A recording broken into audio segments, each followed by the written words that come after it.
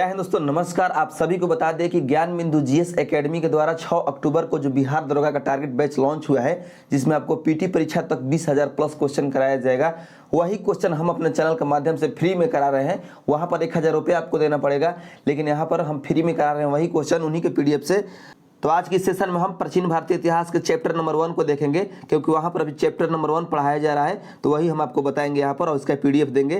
तो चलिए देखते हैं चैप्टर नंबर 1 के 51 नंबर क्वेश्चन को, क्योंकि 50 क्वेश्चन हम पिछले वीडियो में कंप्लीट करा चुके हैं। उस 50 वीडियो को देखना है तो नीचे लिंक आपको मिल जाएगा, आप जाकर देख सकते हैं। तो 51 नंबर क्वेश्चन कह रहा है दोस्तों, यजुर्वेद के संदर्भ में निम्न कथनों पर विचार कीजिए। यजुर्वेद के संदर्भ में निम्न कथनों पर विचार कीजिए। तो आपका पहला कथन है, यह वेद गद्य एवं पद्य दोनों में है और मंत्रों के उच्चारण करने वाले पुरोहितों को अधर्यु कहा जाता है। यानी यजुर्वेद जो है गद्य यानी कहानी एवं पद्य यानी कविता दोनों में है, और इस वेद के मंत्रों के उच्चारण करने वाले पुरोहितों को अधर्यु कहा जाता है। तो ये आपका कथन बिल्कुल सही है। नेक्स्ट है आपका 2 नंबर कथन। 2 नंबर कथन कह रहा है, यजुर्वेद के 2 भाग है, शुक्ल यजुर्वेद, कृष्ण यजुर्वेद। तो यह भी आपका कथन सही है। 3 नंबर कथन है, यजुर्वेद का अंतिम अध्याय ईश्वरस्य उपनिषद है, जिसका संबंध आध्यात्मिक चिंतन से है। तो ये भी आपका कथन सही है। तो आपका सही उत्तर क्या हो जाएगा? आपका सही उत्तर हो जाएगा 1, 2 तथा 3, यानी ऑप्शन नंबर डी। इसमें पूछ रहा है उपयुक्त में से कौन सा कथन सही है, तो आपका 1, 2 तथा 3 तीनों सही है। अब नेक्स्ट है 52 नंबर क्वेश्चन। 52 नंबर क्वेश्चन है, कठोपनिषद, ईशोपनिषद, श्वेताश्वर उपनिषद तथा मैत्रायणी उपनिषद किस वेद के प्रमुख उपनिषद है? ठीक है, कठोपनिषद, ईशोपनिषद, श्वेताश्वर उपनिषद तथा मैत्रायणी उपनिषद किस वेद के प्रमुख उपनिषद है? तो आइए इसका ऑप्शन देख लेते हैं। 52 नंबर क्वेश्चन का आपका 52 नंबर क्वेश्चन का ऑप्शन है ऋग्वेद, यजुर्वेद, सामवेद, अथर्ववेद। तो 52 नंबर क्वेश्चन का आपका सही उत्तर हो जाएगा यजुर्वेद, यानी option number B is the right answer. ठीक है। नेक्स्ट है 53 नंबर क्वेश्चन, भारतीय संगीत का जनक किस वेद को कहा जाता है? भारतीय संगीत का जनक किस वेद को कहा जाता है? तो आपका सही उत्तर हो जाएगा सामवेद, यानी ऑप्शन नंबर सी, सामवेद को भारतीय संगीत का जनक कहा जाता है। ठीक है। नेक्स्ट आपका 54 नंबर क्वेश्चन, किस वेद का संकलन ऋग्वेद पर आधारित है? किस वेद का संकलन ऋग्वेद पर आधारित है? तो आपका सही उत्तर हो जाएगा सामवेद, यानी ऑप्शन नंबर बी। ठीक है, सामवेद जो है ये ऋग्वेद पर आधारित है।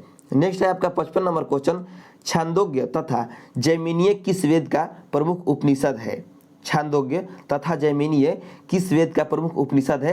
तो आपका 55 नंबर क्वेश्चन का सही उत्तर हो जाएगा सामवेद, यानी option number A, Samaveda. Next 56 number question, Atharvaveda के अंतर्गत कितने प्रमुख उपनिषद है? अथर्ववेद के अंतर्गत कितने प्रमुख उपनिषद है?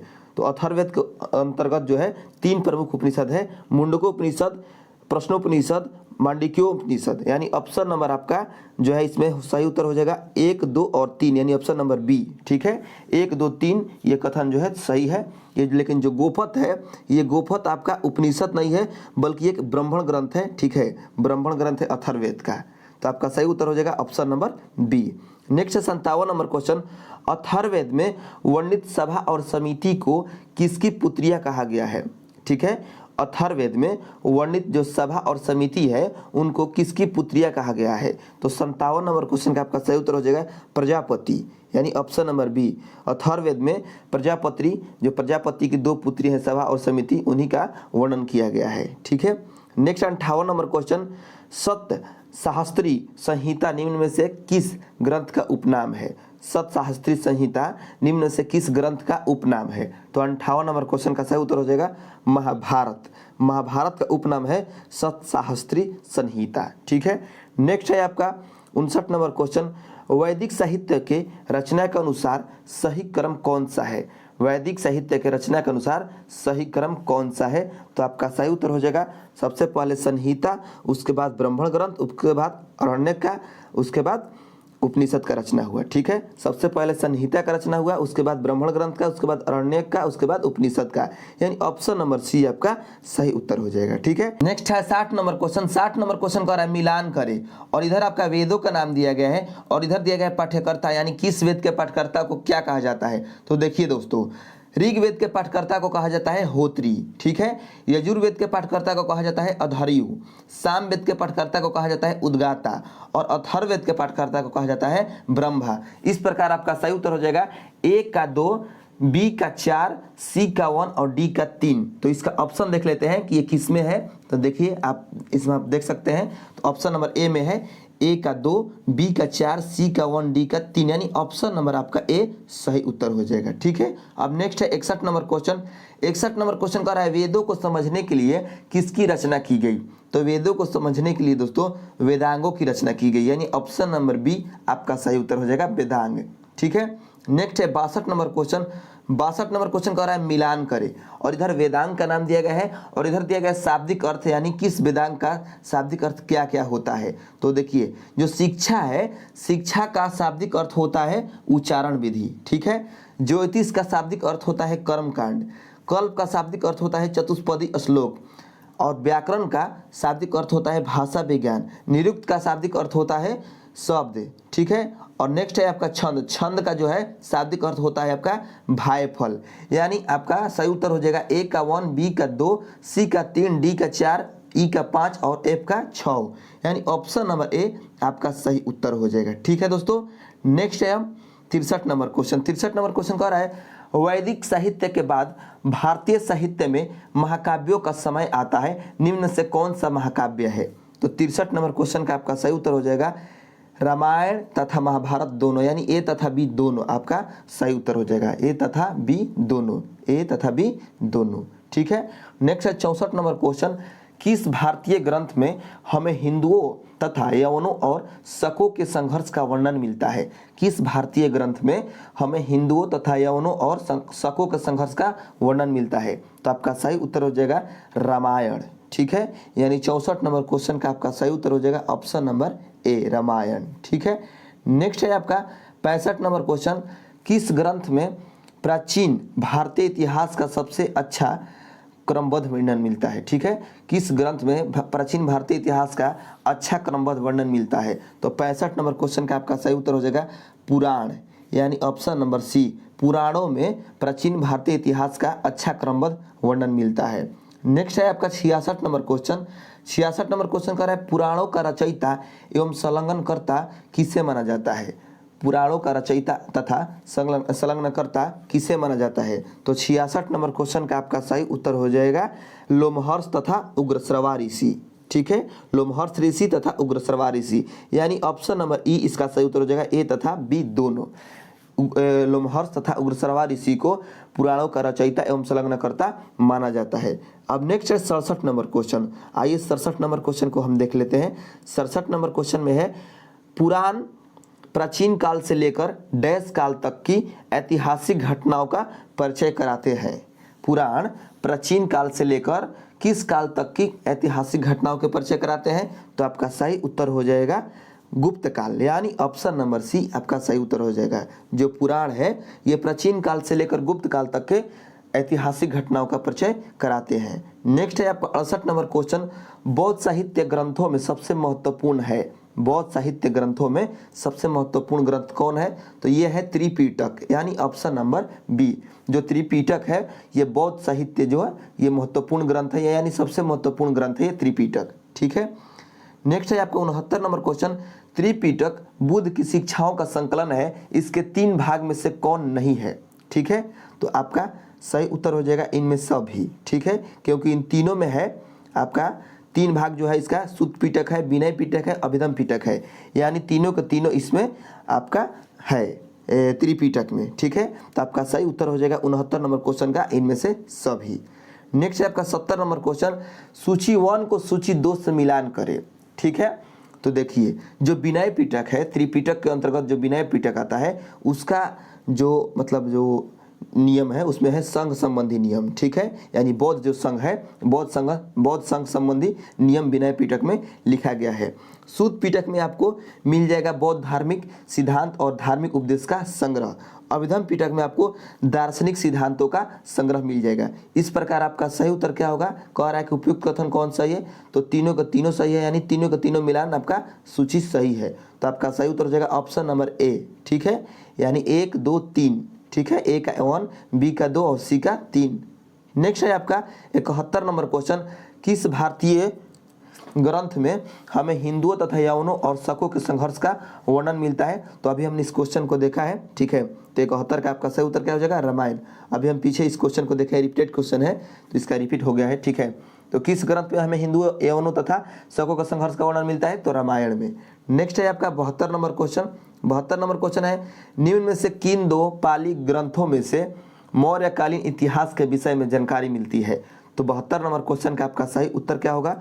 आपका सही उत्तर हो जाएगा 1 और 2 दोनों, ठीक है। 1 और 2 दोनों, यानी 72 का क्वेश्चन सही उत्तर हो जाएगा ऑप्शन नंबर सी, ठीक है। ऑप्शन नंबर सी इसका सही उत्तर हो जाएगा 1 और 2, यानी दीपवंश और महावंश, ठीक है। दीपवंश तथा महावंश दो पाली ग्रंथों से मौर्यकालीन इतिहास के विषय में जानकारी मिलती है, ठीक है। नेक्स्ट है आपका 73 नंबर क्वेश्चन, बौद्ध धर्म के हीनयान संप्रदाय का प्रमुख ग्रंथ डैश है? बौद्ध धर्म के हीनयान जो संप्रदाय हैं उनका प्रमुख ग्रंथ कौन सा है? तो आपका सही उत्तर हो जाएगा कथावस्तु, यानी ऑप्शन नंबर ए। कथावस्तु जो है ये हीनयान संप्रदाय के प्रमुख ग्रंथ है, ठीक है। नेक्स्ट है 74 नंबर क्वेश्चन, ललित विस्तार और दिव्य वदान बौद्ध धर्म के किस संप्रदाय के प्रमुख ग्रंथ है? ललित विस्तार और दिव्य वदान बौद्ध धर्म के किस संप्रदाय के प्रमुख ग्रंथ है? तो 74 नंबर क्वेश्चन का आपका आइए ऑप्शन देख लेते हैं। इसमें है महायान, हीनयान, थेरवाद, वज्रयान। तो आपका 74 नंबर क्वेश्चन का सही उत्तर हो जाएगा महायान, ठीक है। यानी option number A is the right answer, ठीक है। नेक्स्ट है 75 नंबर क्वेश्चन। 75 नंबर क्वेश्चन कह रहा है निम्नलिखित में से कौन सा कथन सही नहीं है? कौन सा कथन सही नहीं है ये बताना है। तो आइए पहले इसका कथन देख लेते हैं। इसमें कथन नंबर 1 कह रहा है कि ललित विस्तार महायान संप्रदाय का प्रमुख ग्रंथ है, ये आपका सही है। बी नंबर कथन है नागसेन द्वारा रचित मिलिंद पन्हो ग्रंथ की भाषा पाली है, यह भी आपका सही है।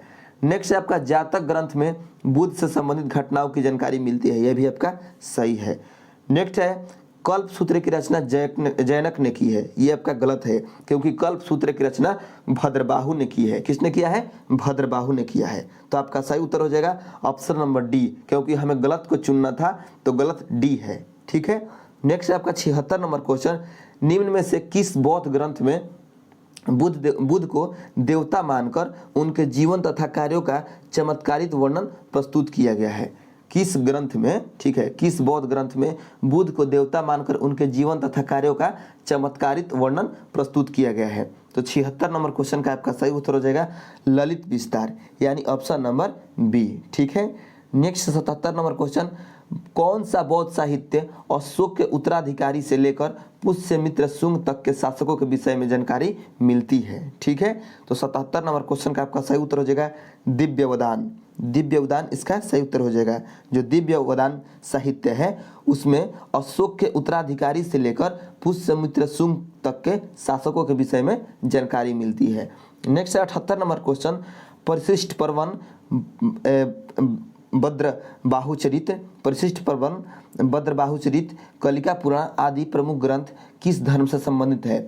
तो 78 नंबर क्वेश्चन का आपका सही उत्तर हो जाएगा जैन धर्म, यानी option number B is the right answer. ठीक है, नेक्स्ट 79 नंबर क्वेश्चन, जैन साहित्य को डैश कहा जाता है? तो जैन साहित्य को दोस्तों आगम कहा जाता है। ठीक है, जैन साहित्य को क्या कहा जाता है? तो आगम कहा जाता है।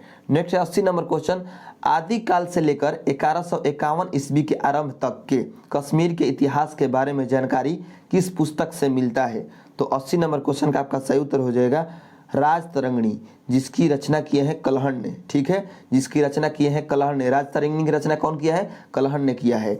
और इसमें राजतरंगिणी में आदिकाल से लेकर 1151 ईस्वी तक के आरंभ के, ठीक है, कश्मीर के इतिहास के बारे में जानकारी मिलता है। नेक्स्ट 81 नंबर क्वेश्चन, मिलान करें। और इधर आपके पुस्तक का नाम दिया गया है और इधर दिया गया है लेखक। ठीक है, यानी किस पुस्तक के लेखक कौन है? तो देखिए आपको हम बता दें, इसमें जो वर्तिका है, तो वर्तिका पुस्तक के जो लेखक है वो है काव्यायन। कौन है? काव्यायन है वर्तिका पुस्तक के लेखक। तो आपका ए का हो जाएगा 2। अब आपको बता दें कि रामचरित, तो रामचरित जो पुस्तक है उसके लेखक हैं कौन? रामचरित पुस्तक के लेखक है संध्याकर नंदी, यानी बी का हो जाएगा आपका 3। सी यानी गोडवाहो, गोडवाहो पुस्तक के लेखक कौन है? तो गोडवाहो पुस्तक के लेखक है वाक्यपति। वाक्यपति जो है गोडवाहो पुस्तक के लेखक है। अब नीतिसार, नीतिसार पुस्तक के लेखक कौन है? तो नीतिसार पुस्तक के लेखक है दोस्तों, आपको बता दें कामंदक। कामंदक जो है नीति सार पुस्तक के लेखक हैं। तो आपका डी क्या हो जाएगा 5, यहाँ पर 5 होगा, ठीक है। और बृहत कथा मंजरी के लेखक हैं क्षेमेंद्र, यहाँ पर क्षेमेंद्र होगा, ठीक है। तो इस प्रकार आपका सही उत्तर हो जाएगा ए का 2, बी का 3, सी का 1, डी का 5 और ई का 4, ठीक है। तो आइए पहले इसका देख लेते हैं ऑप्शन में ये कहाँ दिया गया है, ठीक है। तो ऑप्शन में आप देख सकते हैं यहाँ पर दिया गया है ए का 2 है, ठीक है। ए का 2 देख लेते हैं, इसमें ए का 2, बी का 3, ए का 2, बी का 3, सी का 1 और डी का 5 और मतलब ई का 4। तो आपका सही उत्तर हो जाएगा ऑप्शन नंबर बी, ठीक है। नेक्स्ट है आपका 82 नंबर क्वेश्चन। 82 नंबर क्वेश्चन कह रहा है दोस्तों, बंगाल के किस शासक की जीवन कथा पर आधारित रामचरित्र पुस्तक की रचना संध्याकर नंदी ने की। 82 नंबर क्वेश्चन कह रहा है, बंगाल के किस शासक की जीवन कथा पर आधारित रामचरित्र पुस्तक की रचना संध्याकर नंदी ने की। तो आपका सही उत्तर हो जाएगा 82 नंबर क्वेश्चन का सही उत्तर हो जाएगा आपका ऑप्शन नंबर ए रामपाल, ठीक है, रामपाल। नेक्स्ट है आपका 83 नंबर क्वेश्चन। अगर आपको इसमें थोड़ा बहुत समझ में नहीं आ रहा होगा तो हम आपको पीडीएफ जब इसका दे देंगे, ठीक है, तो पीडीएफ में आप इसको बहुत अच्छे तरीके से समझ लीजिएगा, ठीक है। मिलान करे में कह रहा है कि यहाँ पर रचना दिया गया है और इधर पर संबंधित वंश दिया गया है, यानी कौन सा रचना किस वंश से संबंधित है, ठीक है। तो देखिए आपको हम बता दें 83 नंबर क्वेश्चन का, मुद्रा राक्षस जो है, ये मुद्रा राक्षस जो रचना है ये विशाख दत्त की रचना है और ये जो है मौर्य काल से संबंधित है। किस काल से है, तो मौर्य काल से है, ठीक है। बात करें वही कथा सरित सागर, तो जो कथा सरित सागर है ये संबंधित है दोस्तों मौर्य काल से, ठीक है, मौर्य काल से। ये भी सरित किससे संबंधित है, तो मौर्य काल से, ठीक है। तो अब बात करें नीति सागर की, तो नीति सागर जो संबंधित है वह संबंधित है दोस्तों गुप्त काल से। किस काल से, गुप्त काल से। जो मालविक अग्निमित्रम है ये किससे संबंधित है, तो आपका डी क्या हो जाएगा, डी क्या हो जाएगा 2, यानी शुंग वंश से। जो मालविक अग्निमित्र है ये शुंग वंश से संबंधित है। और जो महाभाष्य है, महाभाष्य भी शुंग वंश से संबंधित है, ठीक है। तो आपका सही उत्तर क्या हो जाएगा, आपका सही उत्तर हो जाएगा ए का 3, बी का 5, ए का 3, बी का 5, सी का 1 और डी का 2 और ई का 4, यानी ऑप्शन नंबर सी इसका सही उत्तर हो जाएगा, ठीक है, ऑप्शन नंबर सी। नेक्स्ट 84 नंबर क्वेश्चन, यूनान के प्राचीन लेखकों में सबसे प्रसिद्ध लेखक कौन है। यूनान के प्राचीन लेखकों में सबसे प्रसिद्ध लेखक कौन है, तो 84 नंबर क्वेश्चन का आपका सही उत्तर हो जाएगा टेसियस हेरोडोटस, यानी दोनों के दोनों, यानी ए तथा बी इसका दोनों सही उत्तर हो जाएगा। नेक्स्ट है 85 नंबर क्वेश्चन, निम्न में से कौन सा सुमेलित नहीं है, यानी गलत है, ठीक है। तो 85 नंबर क्वेश्चन का पहले देख लेते हैं। तो देखिए इसमें कह रहा है कि टेसियस ईरान का राजवैद्य था, तो ये आपका सही है। मेगास्थनीज सेलुकस का राजदूत था, ये भी आपका सही है, ठीक है। प्लिनी नेचुरल हिस्ट्री पुस्तक के लेखक, ये भी सही है। टॉलमी इतिहास का पिता कहा जाता है, नहीं ये गलत है। टॉलमी को इतिहास का पिता नहीं कहा जाता है बल्कि हेरोडोटस को इतिहास का पिता कहा जाता है, ठीक है। नेक्स्ट आपका 86 नंबर क्वेश्चन, जियोग्राफी पुस्तक के लेखक कौन है। जियोग्राफी पुस्तक के लेखक कौन है, तो ये है टॉलमी, यानी ऑप्शन नंबर बी, ठीक है। नेक्स्ट है 87 नंबर क्वेश्चन, सिकंदर के साथ आने वाले लेखक थे। सिकंदर के साथ आने वाले लेखक कौन कौन थे, तो 87 नंबर क्वेश्चन का आपका सही उत्तर हो जाएगा निरियाकस, आनेक्रिस्टस और अरिस्टोबुलस, यानी इनमें से सभी, उपयुक्त में सभी, यानी ऑप्शन नंबर डी इसका सही उत्तर हो जाएगा। नेक्स्ट 88 नंबर क्वेश्चन, सिकंदर के पश्चात के लेखकों में 3 राजदूत थे, निम्नलिखित में से कौन एक नहीं था। सिकंदर के पश्चात के लेखकों में 3 राजदूत थे, निम्नलिखित में से कौन एक नहीं था। तो आइए इसका देख लेते हैं 88 नंबर क्वेश्चन का। तो देखिए मेगास्थनीज था, डाइमेकस था, डायनोसियस था, टेसियस जो है। तो 88 नंबर क्वेश्चन का आपका सही उत्तर हो जाएगा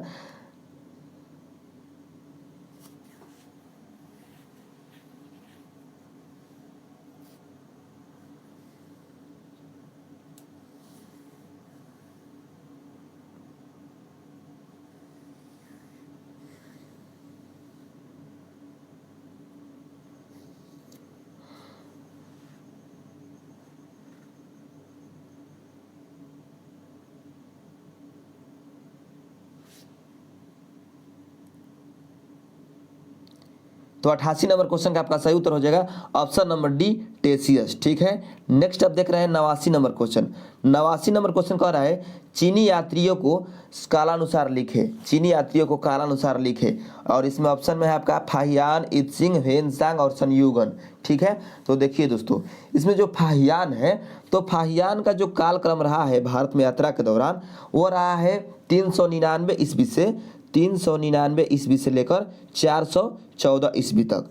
बात करें वहीं आपका इत्सिंग का, तो इत्सिंग कब आया है भारत में, तो ये जो इत्सिंग है ये आया है 672 ईस्वी से लेकर 695 ईस्वी तक इसने भारत की यात्रा की है। 672 से लेकर 695 ईस्वी तक इत्सिंग ने भारत की यात्रा की है। ठीक है, बात करें वहीं हेनसांग की, तो हेनसांग ये जो हर्षवर्धन के शासनकाल में आए थे और ये 630 में आए थे। कब आए थे, 630 ईस्वी में आए थे। वहीं जो संयुगन है, तो संयुगन आए हैं 518 ईस्वी में। कब आए हैं, 518 ईस्वी में। तो इस प्रकार आपका सही उत्तर क्या होगा, आपका सही उत्तर हो जाएगा सबसे पहले फाहियान हो जाएगा। ठीक है, फाहियान के बाद आपका संयुगन होगा, संयुगन के बाद आपका हो जाएगा हेनसांग, उसके बाद इत्सिंग, यानी 1, उसके बाद 4, उसके बाद 3, उसके बाद 2, 1 4 3 2।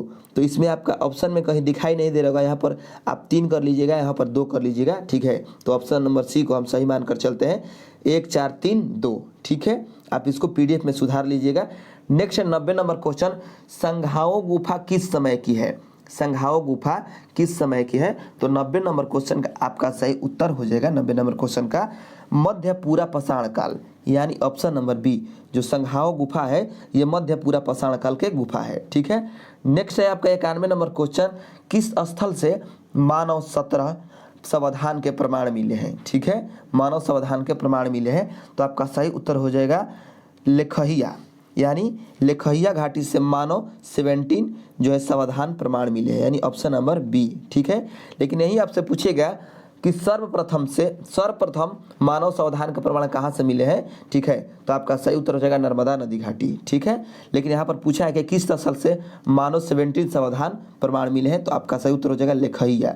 नेक्स्ट है आपका 92 नंबर क्वेश्चन, निम्नलिखित में से किस स्थल से पूरा पाषाणकालीन संस्कृति के अवशेष नहीं प्राप्त हुए हैं। ठीक है, किस स्थल से पूरा पाषाणकालीन संस्कृति के अवशेष प्राप्त नहीं हुए हैं, तो आपका 92 नंबर क्वेश्चन का सही उत्तर हो जाएगा सिंधु नदी घाटी, यानी ऑप्शन नंबर डी।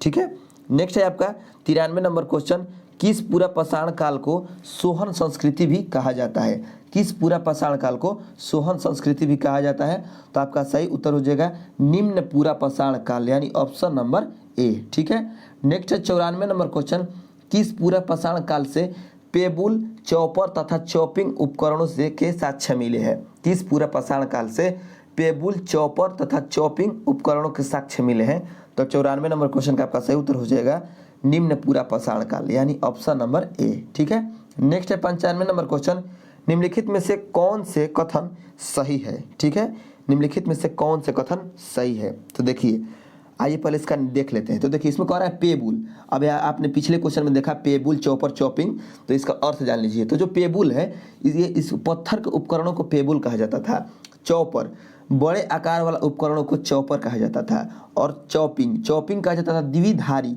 जिसमें 2 धार होता था जिस उपकरण में, उसको चॉपिंग कहा जाता था। यानी आपका सही उत्तर हो जाएगा उपयुक्त में सभी। कौन सा कथन सही है, तो तीनों का तीनों सही है। ठीक है, नेक्स्ट है आपका 96 नंबर क्वेश्चन, किस प्रागैतिहासिक काल को फलक संस्कृति की संज्ञा दी जाती है, किस प्रागैतिहासिक काल को फलक संस्कृति की संज्ञा दी जाती है, तो आपका सही उत्तर हो जाएगा 96 नंबर क्वेश्चन का मध्य पूरा पाषाण काल, मध्य पूरा पाषाण काल को फलक संस्कृति की संज्ञा दी जाती है। नेक्स्ट 97 नंबर क्वेश्चन, मध्य पाषाण काल के औजारों का निर्माण किस प्रकार के पत्थर से हुआ। ठीक है, मध्य पाषाण काल के औजारों का निर्माण किस प्रकार के पत्थर से हुआ है, तो आपका सही उत्तर हो जाएगा क्वार्टजाइट। ठीक है, क्वार्टजाइट, यानी option number A is the right answer. ठीक है, नेक्स्ट है आपका 98 नंबर क्वेश्चन। 98 नंबर क्वेश्चन कह रहा है कि ब्लेड उपकरण किस काल से प्राप्त हुए हैं, ब्लेड उपकरण किस काल से प्राप्त हुए हैं, तो आपका सही उत्तर हो जाएगा उच्च पूरा पाषाण काल, यानी ऑप्शन नंबर बी। नेक्स्ट है 99 नंबर क्वेश्चन। 99 नंबर क्वेश्चन देख लेते हैं। आइए 99 नंबर क्वेश्चन कह रहा है सोरापुत्स द्वीप क्षेत्र एक उच्च पूरा पाषाण कालीन स्थल है, किस राज्य में स्थित है। जो सोरापुत्स द्वीप क्षेत्र है यह किस राज्य में स्थित है, तो आपका सही उत्तर हो जाएगा 99 नंबर क्वेश्चन का कर्नाटक, यानी ऑप्शन नंबर ए। ठीक है, नेक्स्ट है आपका 100 नंबर क्वेश्चन, माइक्रोलिथ यानी अत्यंत छोटे उपकरण किस काल से प्राप्त हुए हैं? माइक्रोलिथ किस काल से प्राप्त हुए हैं? तो 100 नंबर क्वेश्चन का आपका सही उत्तर हो जाएगा मध्य पाषाण काल, यानी ऑप्शन नंबर बी। ठीक है, तो इसमें हम 50 क्वेश्चन कंप्लीट करा दिए हैं। ठीक है, वहाँ पर भी एक क्लास में आपको 50 क्वेश्चन लगभग कराया जा रहा है, तो हम भी एक वीडियो में आपको 50 क्वेश्चन कंप्लीट करा देंगे। अगर आपको ये क्वेश्चन अच्छा लग रहा होगा, मुफ्त में मिल रहा है तो मुफ्त की चीज़ तो अच्छा नहीं लगता है, लेकिन आपको अच्छा लगना होगा क्योंकि आपको 1000 रुपये बचाना है।